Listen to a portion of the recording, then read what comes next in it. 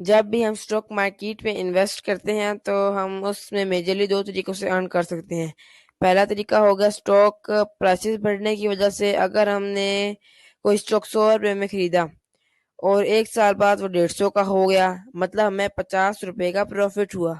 और वैसे ही एक और तरीका जिससे हम स्टॉक मार्केट में अर्न कर सकते हैं, और सिर्फ अर्न ही नहीं रेगुलर बेसिस पर अर्न कर सकते हैं, और वो है डिविडेंड्स।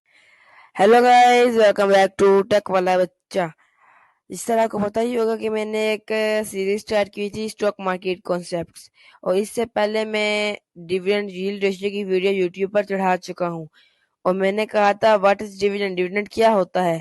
इसकी भी वीडियो बहुत जल्द आएगी, और वो ये वीडियो है। चले आए, हम टाइम ज़ाया ना करते हुए वीडियो की तरफ चलते हैं।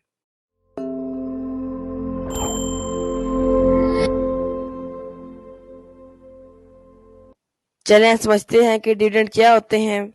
जब भी कोई कंपनी अर्न करती है तो उस अर्न किए हुए प्रॉफिट को दो तरीकों से वो यूटिलाइज कर सकती है। पहला हुआ अर्न किए हुए प्रॉफिट को री इन्वेस्ट कर देना, ताकि अगर कंपनी को फ्यूचर में कोई एक्सपेंडिचर करना हो तो वो इस अमाउंट को यूज कर सके, या कोई कंपनी एक्वायर करनी हो, या फिर कोई ऐसी चीज करनी हो जिसमें ह्यूज अमाउंट लगने वाला है, तो कंपनी उन प्रॉफिट को रिटेन कर लेती है। और इसी प्रॉफिट को यूज करने का दूसरा तरीका है कि अपने शेयर होल्डर को डिविडेंड पे करके। अगर कंपनी के बोर्ड ऑफ डायरेक्टर चाहिए तो उसी प्रॉफिट के कुछ हिस्से को एज ए डिविडेंड अपने शेयर होल्डर में डिस्ट्रीब्यूट कर सकती है। और डिविडेंड मोस्टली कंपनीज अपने सारे एक्सपेंसिव को पे ऑफ करके बचे हुए अमाउंट को डिक्लेयर करती है, और जनरली वही कंपनी डिविडेंड सबसे ज़्यादा देती है जो ह्यूज प्रॉफिट अर्न करती है और ऑलरेडी स्टेबल हो। क्योंकि लॉस्ट मेकिंग कंपनीज तो वैसे ही डिविडेंड नहीं दे पाएंगी, और जो ग्रोइंग कंपनीज है वो अपने प्रॉफिट को बिजनेस में ही री इन्वेस्ट करती हैं ताकि वो अपने बिजनेस को एक्सपेंड कर सकें। चलें, ये तो मैं समझ लिया कि डिविडेंड्स होते क्या हैं।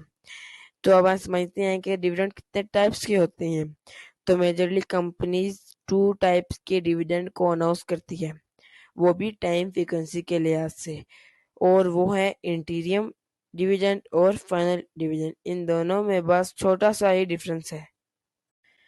तो अगर हम बात करते हैं फाइनल डिविडेंड की, तो जैसा ही नाम से ही पता चलता है कि ये कुछ फाइनल से रिलेटेड है। तो फाइनल डिविडेंड किसी भी शेयर होल्डर को तब मिलता है जब फाइनेंशियल ईयर के खत्म होने के एनुअल जनरल मीटिंग में ये डिक्लेयर किया जाता है कि सारी ही इक्विटी शेयर होल्डर को डिविडेंड मिलने वाला है। तो मतलब कि जब किसी कंपनी के फाइनल अकाउंटिंग स्टेटमेंट बन जाते हैं, जिससे उन्हें ये पता चल जाता है कि उस पर पार्टिकुलर ईयर में उसे कितना प्रॉफिट हुआ है, तब कंपनी फाइनल डिविडेंड को अनाउंस करती है। फॉर एग्जाम्पल, मैंने रिलायंस इंडस्ट्री के 500 शेयर लिए हैं और कंपनी ने 10 रुपये पर शेयर डिविडेंड डिक्लेयर किया है, तो मुझे 5,000 का टोटल डिविडेंड मिल जाएगा। और ऐसे ही कंपनी ने नेक्स्ट ईयर 15 रुपये पर शेयर डिविडेंड डिक्लेयर किया है, तो मुझे 7500 का डिविडेंड मिल जाएगा। अब बात करते हैं इंटीरियम डिविडेंड के बारे में, कि तो ये कंपनी कभी भी डिक्लेयर कर सकती है। इसमें फाइनल डिविडेंड की तरह फाइनेंशियल ईयर खत्म होने का वेट नहीं करना पड़ता। अगर कभी ऐसा होता है कि कंपनी अपने क्वार्टर में अच्छे खासे पैसे अर्न कर रही है, तो कंपनी साल के दरमियान में ही डिविडेंड डिक्लेयर कर देती है, तो हम इसे ही इंटीरियम डिविडेंड कहते हैं। और इवन इसमें कोई एजीएम मीटिंग भी नहीं कॉन्डक्ट की जाती, और जनरली ये क्वार्टर रिजल्ट या सेमी क्वार्टर रिजल्ट के बाद ही डिक्लेयर होता है।